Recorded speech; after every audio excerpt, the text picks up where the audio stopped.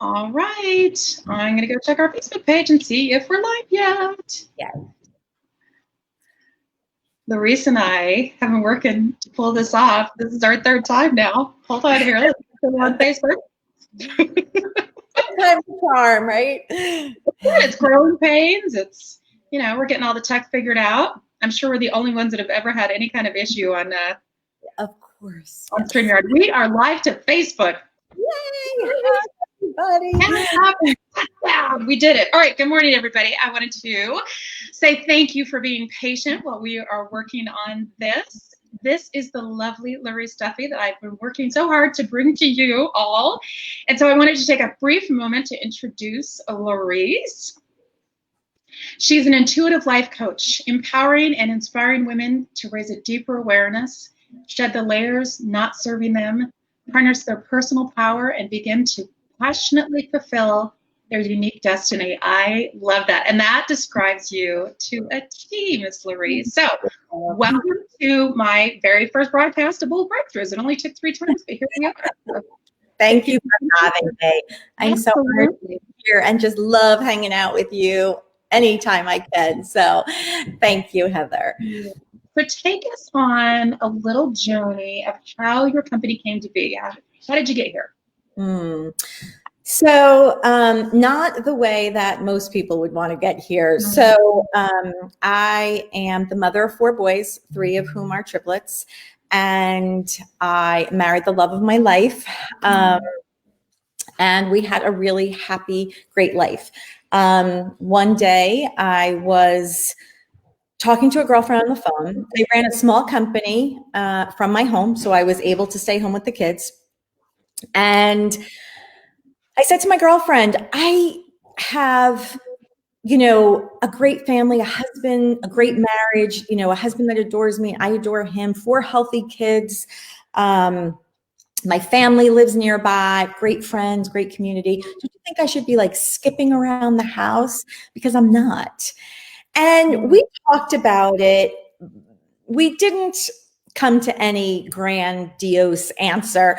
We hung up the phone and I was left feeling nothing that she said, but just my own thoughts. I really felt selfish. I really felt like I wasn't practicing gratitude. I had so much and here I was wanting more. So I dismissed the feeling. The feeling never went away. About 1.5 years after that, my husband was extremely healthy. He was extremely fit. He was extremely athletic. We have 4 boys. He coached them in every sport, baseball, basketball, and football. And he started having some odd symptoms, and so much so that he started seeing a doctor, which, for a lot of women out there, when your husband is seeking doctors, right? There's really something going on. So we went through, he was seeing doctors, everything was coming up normal. And about 7 or 8 months into seeing these doctors, we ended up at a neurologist specialist. Kevin took off of work. I went to the appointment with him. And we had planned on going out to lunch after. And what we both thought was we were sort of going to check off another box. All the scary stuff was out of the way. So I thought. And this was just going to be another, maybe figure something out and he could get on some medication or something. Or perhaps, just another, no, this all looks good. Okay. So we go through the exam. I'm there with him. We're actually even giggling a little bit, like he and I together. And after the exam, the doctor sat us down and said, this is very serious.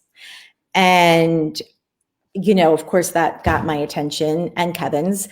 And he said, I believe that you are in the beginning stages of ALS. And Kevin and I were fully aware of the Ice Bucket Challenge, but we didn't know exactly what that meant. So my husband said, can you please share with us what that exactly means? And the neurologist specialist said, how much do you want to know? And those were the most frightening words I think I've ever heard. So he shared with us how Kevin would decline and the details of that. and that Kevin had probably about 3 to 5 years to live. And I mean, in a moment, my whole life just sort of like, it was like poof, you know, it was just like everything that I knew to be true, everything that we were, everything that, you know, we created felt like it just was gone in those words.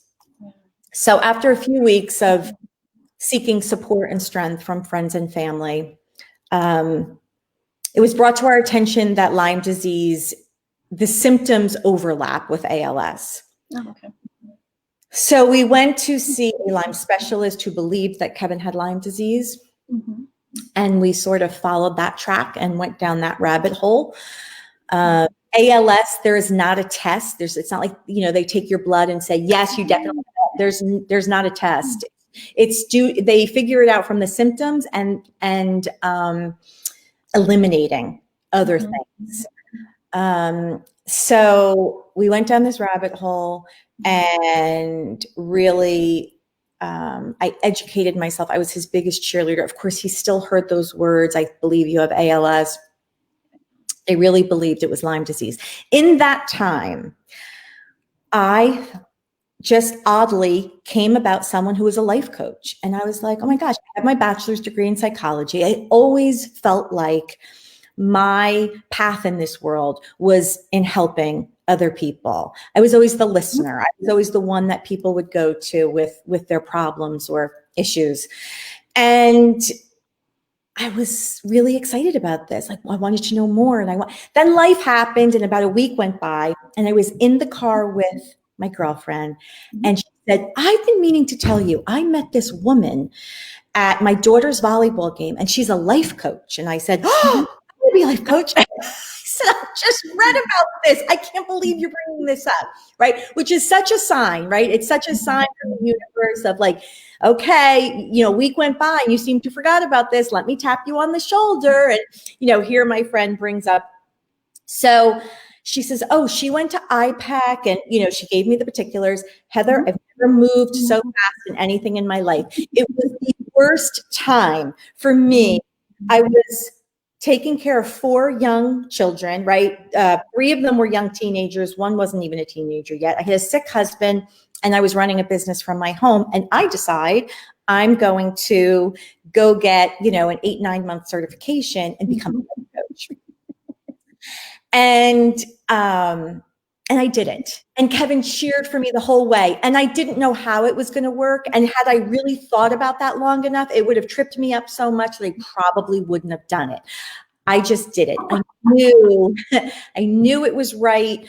And I knew that it would not only allow me to help other people and really follow my why and really do something that I was passionate about that really fulfilled me, but it would also help me through this journey of illness, you know, in my own home with my husband and my 4 children.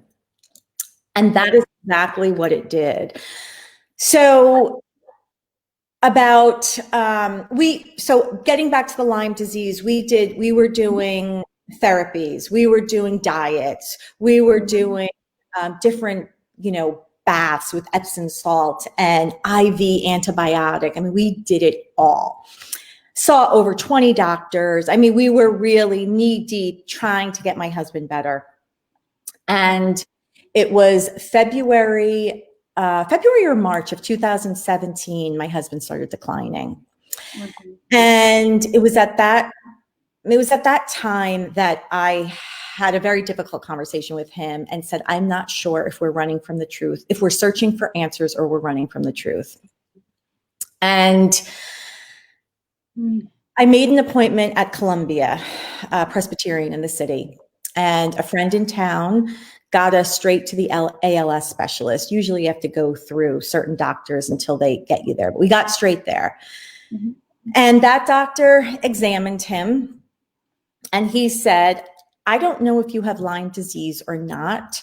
What I know for sure is that you have ALS. And it was like right back where we started from. And And a few things happened.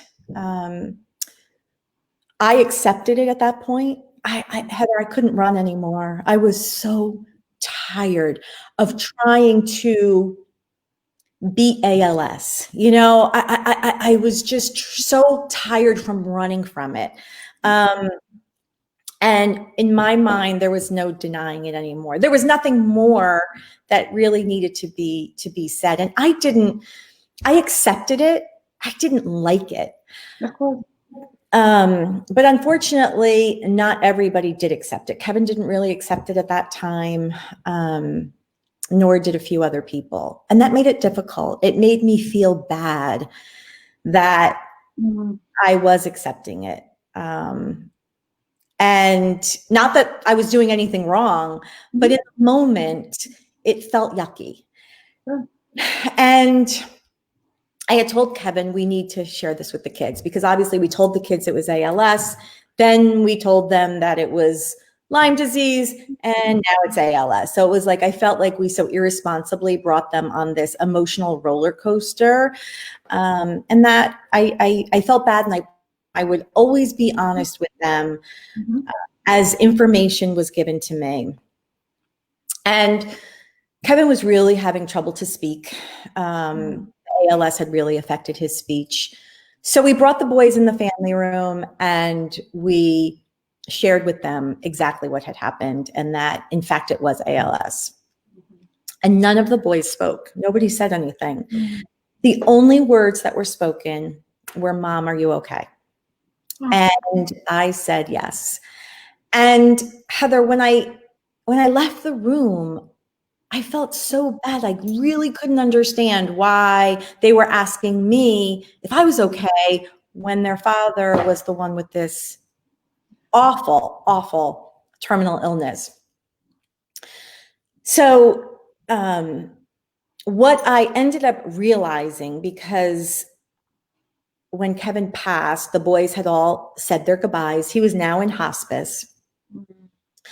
And what I realized when Kevin did pass, I came home. It was like 3:00 in the morning. It was just he and I. I laid with him and comforted him until his last breath, which gives me so much peace. When I got home, I went into my first son's room and I said, "Daddy passed." And he sort of lifted his body up and he turned his head and he said, "Oh, Mom, are you okay?" And I said, "Yes."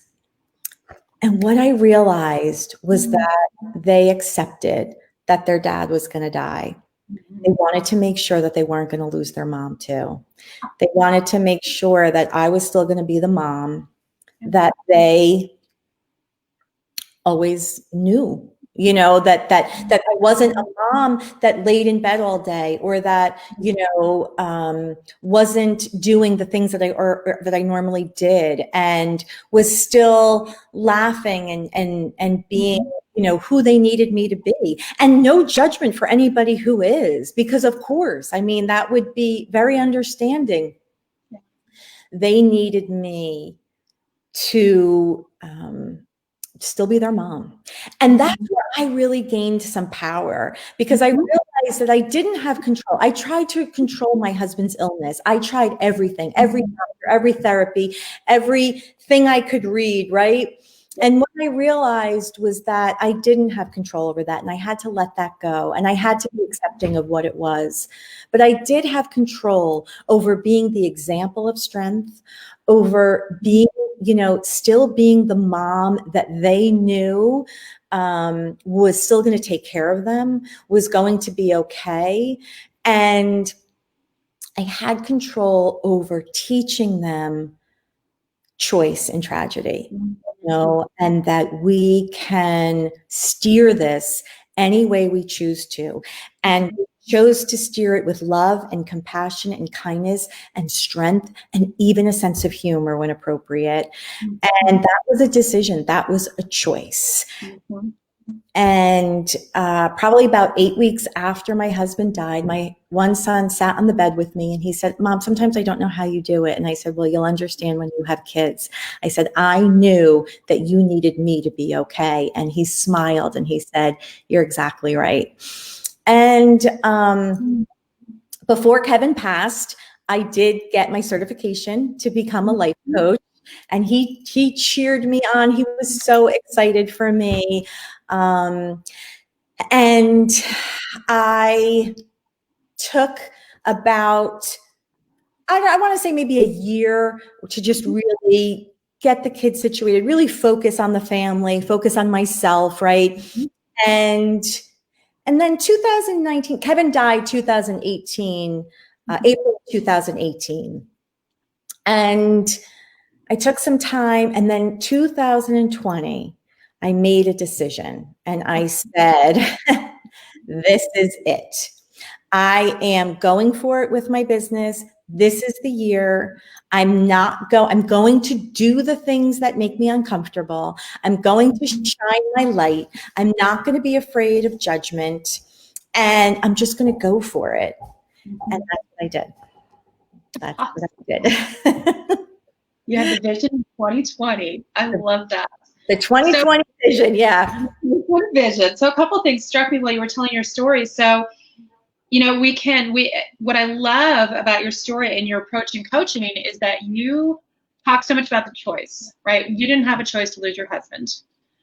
You didn't have a choice to how your children were going to react to that, but you had a choice as to how you were going to react to that. Mm-hmm. And so many times I think things happen to us and we attach the meaning to them, right? Mm-hmm. And you use this as your catalyst forward to help other people. And you started with your kids. And I think a lot of times with kids, especially, it's what's taught versus what's taught, right? And for them to come to you and say, "Mom, are you okay?" It just speaks volume. It gives me cold chills. It just speaks volume to the kind of family that you had, that your family was intuitive enough to dial into what was happening with you, to make sure that you were going to be okay. And to use that as an excuse to move forward, or a reason to move forward in your life and in your coaching practice, as opposed to a reason to, like your children were afraid, to lay in bed and to shut the outside world off and to not come to terms with what was happening. But you did, right? Mm-hmm. And you used your movement or your reason to move forward. And I absolutely love that story. And it's such a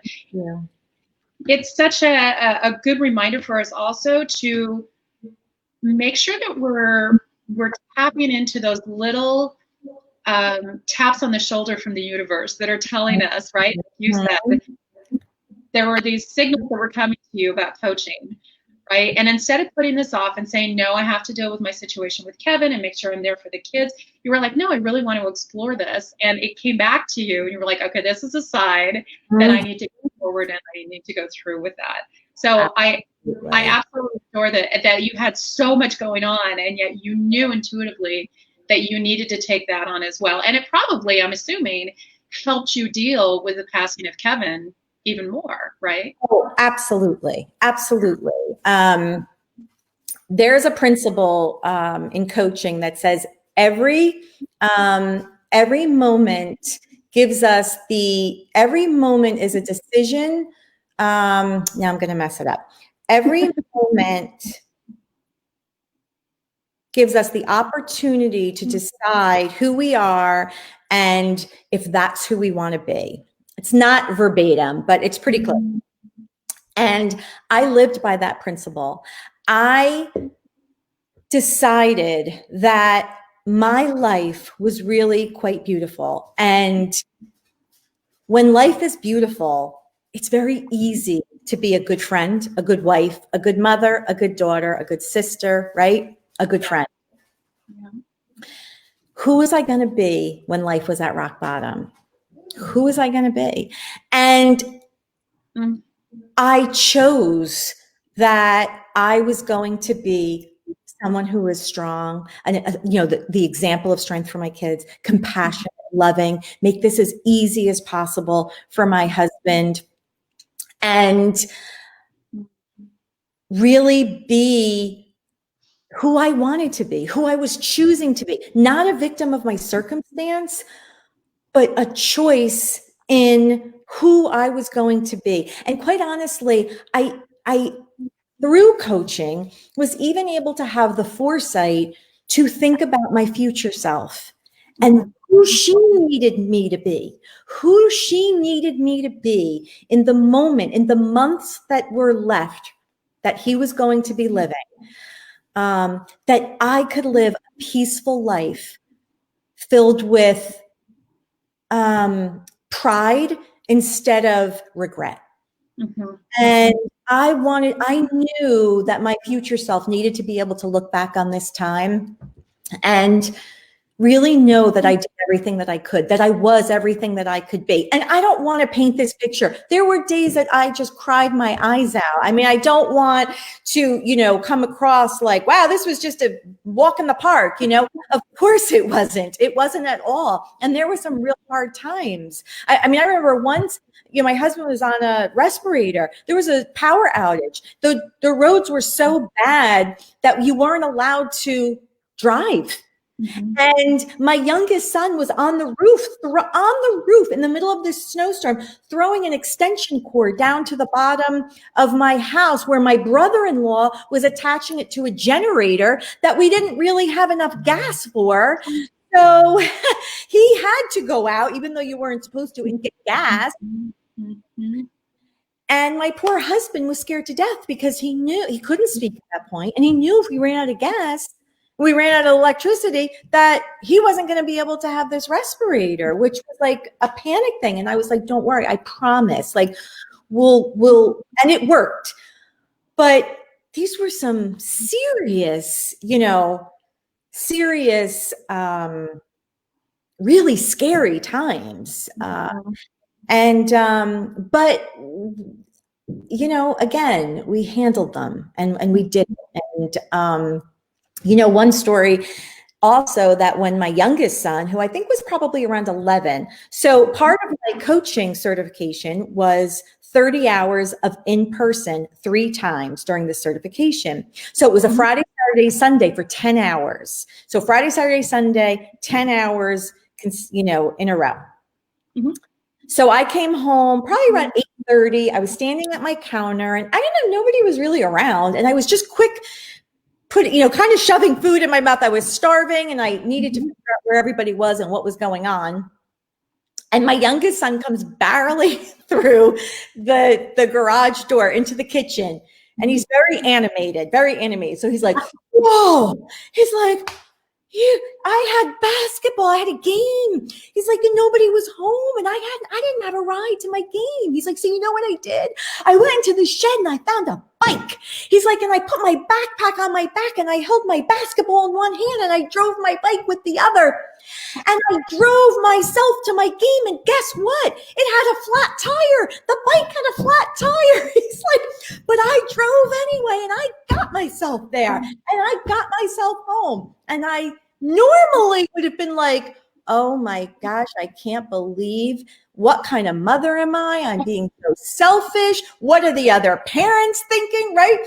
Instead, and Heather, I don't know where it came from. I just said, you are so resilient. And he's like, I know. And it was such a moment because he went about his way. And I thought to myself, wow, he was just taught something about himself that had this not happened, he would never know. That's a gift that was given to him, that he knows, even in a situation at 11, when he really needs to get somewhere or do something, that he can find a way if he tries real hard. And he did, and he did. And the school is not far from our house. I'll just add that in.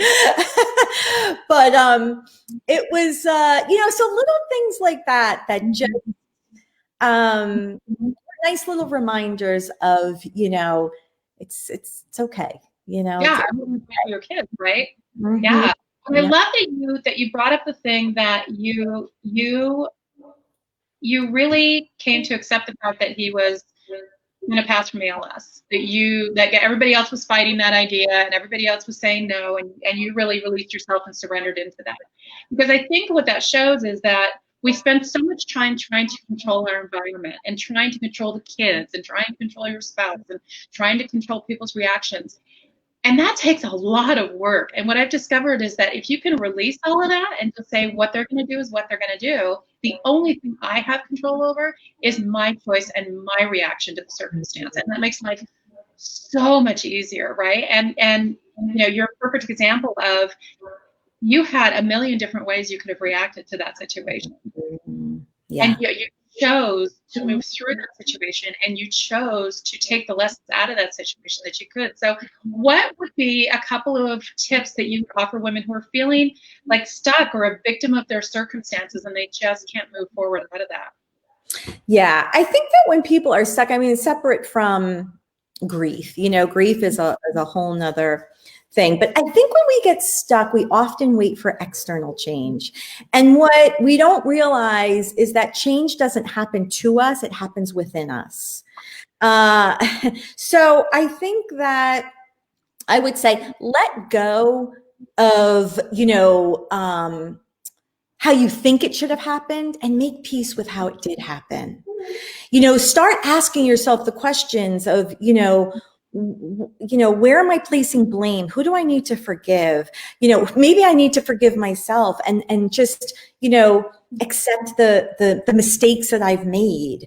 And, are you blaming yourself for things that that didn't turn out the way that you hoped they would? So basically make peace with the past. I think that that's the first thing. The second thing is change your perspective. Wayne Dyer says, his famous quote, if you change the way you look at things, the things you look at change. And I think that's so beautiful. And I think that in life, what we look at is not nearly as important as how we look at it, right? Our perception of the world is what creates our reality. So change your perspective. Allow the improbable to become possible. Listen to a podcast, something inspiring. Read an inspiring book. Hire a coach. I mean, there's no better way to, change your perspective and to have that weekly sort of mindset reset check-in than having a coach who really partners with you and, walks the path with you and really, takes the journey along with you and helps you to see it another way. The third thing is start with small changes. Sometimes it could be as simple as moving furniture around, just getting that blocked energy out, right? Cleaning out a closet. If it's someone who's really struggling with depression or grief, get dressed. Get up and get dressed and celebrate that victory because it's a victory. So those small, I say often, small steps create big leaps. And so don't expect so much from yourself. Be kind and be compassionate and just try to do one small thing. Disrupt the pattern. Have a dance party. Just move your body. Go for a walk. Just disrupt the pattern of that heaviness and that stuckness. Because even though you won't want to, and there'll be a little critic in your mind going, oh, just stay here. Don't get up. That's wanting to protect you, right? That's just wanting to keep you safe. Ignore that voice and push through and just do one small little thing. The last thing is explore your purpose. What makes you happy? What really, really lights you up? When do I enjoy myself so much so that I'm not even keeping track of time, right? That I just lose track of time because I'm so in the flow. What makes me feel good about myself? What am I good at, right? Pay attention to those things that really excite you. And start trying to create them in your life, just a little bit at a time. Maybe you love to garden. So maybe, go buy 3 mums and plant them, and that just make you smile when you walk through the front door because they're in your garden. Whatever whatever the small thing is, light a candle. You know, things that, buy yourself flowers, you know, just a small little change. But I mean, that was tip 3. I'll go back to tip 3 because I just think it's so important. But find your purpose. Find what it is that you feel passionate about. That maybe it's volunteering. It could be so many different things. And again, you know, a life coach could really help in that area, really help with that growth, really help you to design the life that you deserve and desire. And again, sometimes we think dog. So, real life, sorry, that's Fenway. Yeah, so I'm surprised they haven't chimed in. Okay, he's not stopping either. I'm sorry, he's not really a barking dog. Oh, sorry. So get a dog. That's another. He has been, I'll tell you, not right at this moment, but overall, he has been a delight in my life and just makes me smile and really creates a lot of good energy and a lot of happiness. There must be somebody at the door, so I'm so sorry. I'm sorry. That's okay. Don't go down. Sorry. Okay. I like the fact that you talk about comfort zone, because I think that there's so much talk about, you know, getting outside your comfort zone, because that's where all the growth happens. And I think for people that are comfortable in their comfort zone, the idea of getting out of it to grow is even more uncomfortable, right?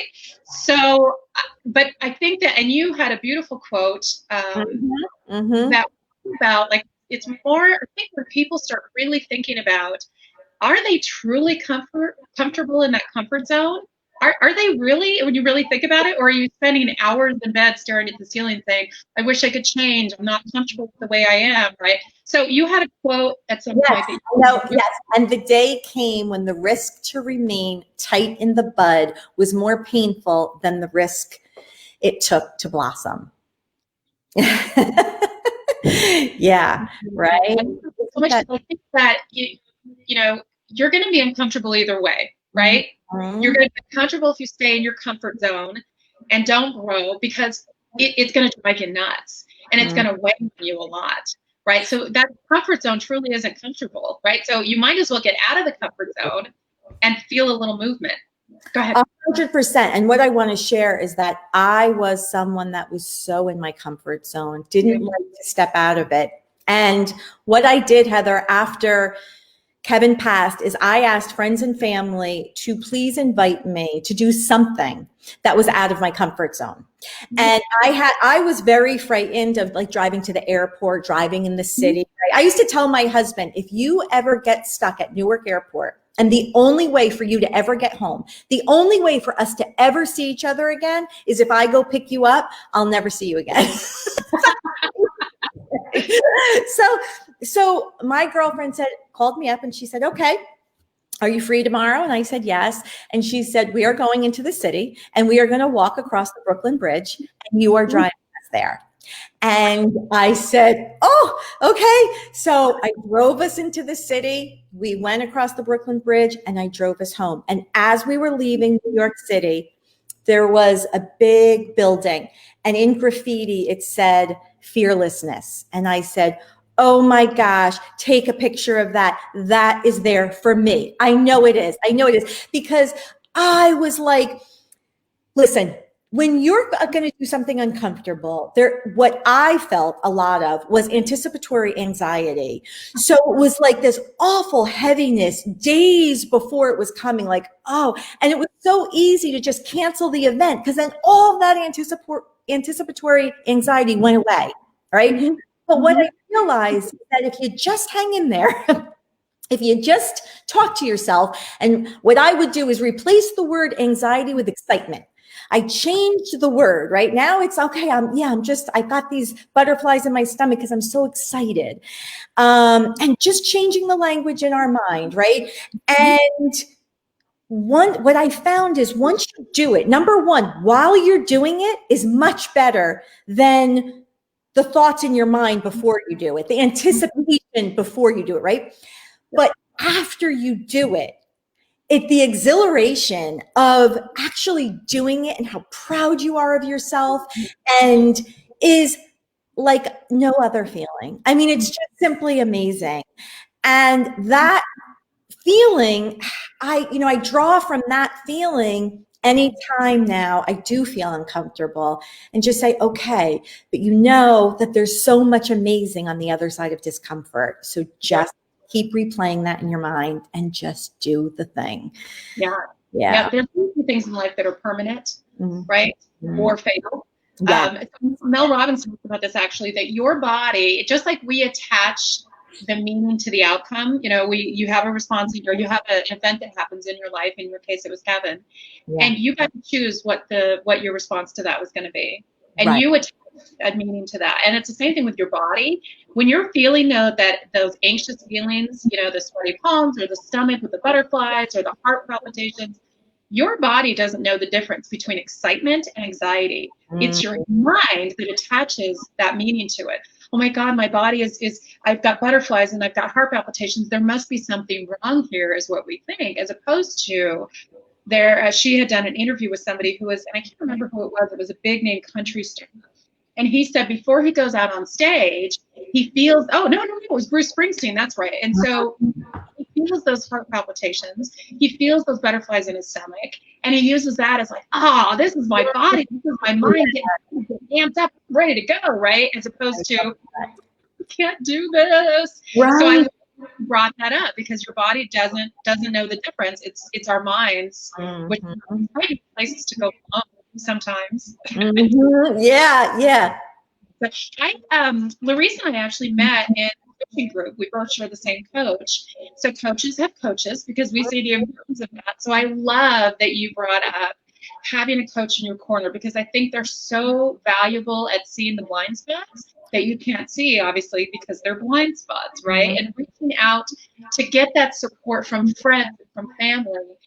But the beauty of having a coach is that there's no history there. There's no attachment of anything there. So can you tell us a little bit about how people can work with you if they want to continue that relationship, and what you're saying really jives with them?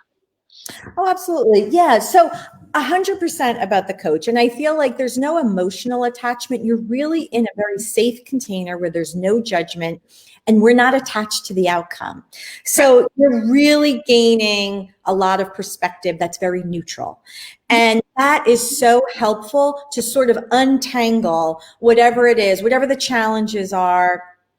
And, what I tell my clients is, I am here to act as someone where you can sort of step back, reflect, and see what's working in your life, what isn't working in your life, and why.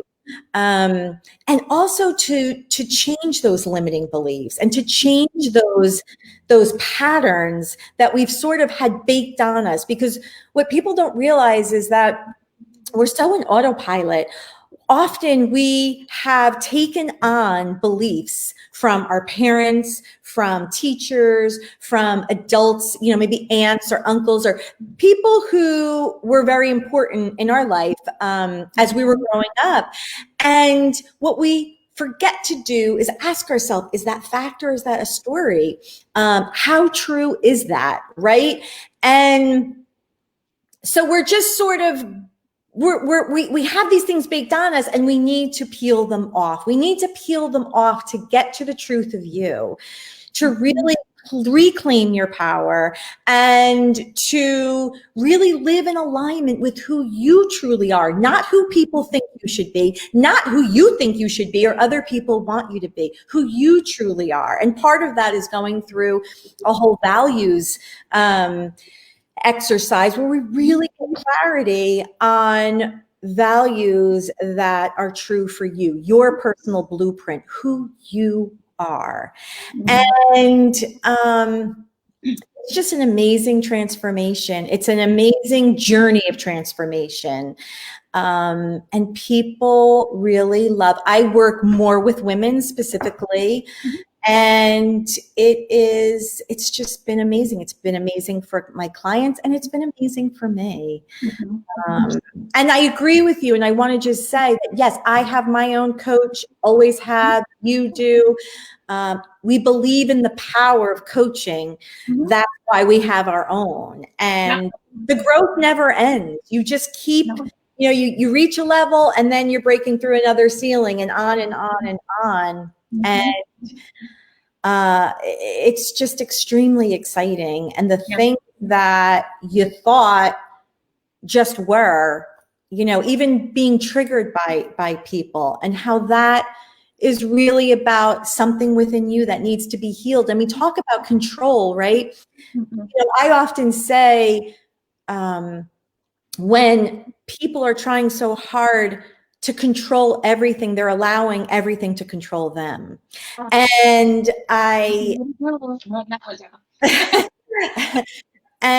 think that when we really recognize that we're triggered by other people, and that what they're it doesn't mean we have to be friends with them or keep them in our life. What it does mean is that something within ourselves needs to be healed. It's not about what they said or who they are. And sometimes, again, and it's like, oh my gosh, that's amazing, because that means that I have the control, like of being who I want to be, and recognizing these things within myself. I don't have to be mad at that person for saying it or doing it. I recognize it as a gift, as something that I'm able to recognize as something that is still unhealed in me, and I can do that work. So it's you know what, Heather, it's a more peaceful, the more that you learn, and the more you grow, and the more you understand about this growth journey, the more freedom you have. And that's amazing. Yeah. And if you can remember self-control, I often think that there should be a mandatory class that every 18-year-old goes through, where they sit down and they jot down everything that people have told them that is weighing on them, right? And then they release all of that garbage, because we find ourselves, even, I'm 49 in like 4 days, and there's still little stories in the back of my head that I think pop up. And it was like a 6th grade teacher that made some flippant comment that they don't even remember, but you carry through the rest of your life, and you've run everything through that filter of, I can't possibly do that because my 6th grade teacher told me that. What are you doing to yourself? Stop doing that, right? And yet those are the stories that become ingrained, and those are the stories that we take on. And meanwhile, like you said, there's somebody else's story. They're saying that to you because they're hurting, and somebody else said something to them, right? So I love that working with a coach, you're able to release all that, and you're able to see all of that, because I think that a lot of times people don't even realize that, right? They think, I'm lazy, and then you think, well, you ask, why do you feel that way? Well, and then you peel the onion back, and you realize it was some comment that some kid made on the schoolyard when you were in 3rd grade. It's like, they didn't even know who you were going to be as an adult, and yet you're allowing them to judge you as an adult now. So Absolutely. I remember a story when I was really young of being at a friend's house, and her neighbor was there, and her neighbor whispered in her ear, and the friend said, oh, she told me that she doesn't like you. And I have lived a life really wanting to make sure that everybody liked me. And even if that meant not honoring my values or not, not respecting boundaries, it was like just a peacefulness that I wanted, and I wanted everybody to be happy. And what I realized was that I'm not being true to me if I'm just trying to bend with what everybody needs me to be or who they are. And there's, again, a real freedom in, removing those limiting beliefs, and a real power in being you, being okay with whatever that means. But when you're authentically you are living in truth, and you're living in your power. And that's where you'll also expect the people in your life that will celebrate you, right? You're not getting people under false pretenses. And the beauty of that is, like you said, when you realize that the only person you can control is yourself. And I always think, you know, I feel it's interesting. And I love your quote that's going up on my quote board, that the more things that you try to control, the more things control you. Right? I love that quote. I have just so enjoyed having you here today. Thank you. Resilient. We did it. Yes, yes. 3 times is a charm. Or yeah, 3 times is a charm. This was it. This has been and you made an appearance. I love that. My son crawled in here. I don't know if you saw him on camera at some point. He crawled in here. So my son made an appearance. So life creeps in no matter what we do to try to keep it out, right? So you have a gift that you would like to share with the audience. So I will definitely put the link to that below. But can you tell us a little bit about what that is? So it's Design Your Life Blueprint When Life Feels Hard. So it just sort of gives you a few steps of what you can do and who you can be and how you can, you know, create thought patterns that will work for you instead of against you. I love that. And I feel like surrender, like you just surrender into that. And it makes life so much easier when you're not trying to control everything. So, oh, Miss Laurice, it's always such a joy to see your face. And thank you for spending a portion of your morning and a portion of your week actually with us this week. So great to be here. So I appreciate it so much. I'll drop all of Laurice's contact information in the information below, as well as a link to her gift to all of you. And so I really appreciate you being here, Miss Laurice. Thank you, Heather, and thank you to everybody. I'm so happy to have had the opportunity. Yeah, you're always such a joy. Go enjoy your day, and we will see you next week, Tuesday at high noon Pacific Standard Time. We'll have another breakthrough. Bye.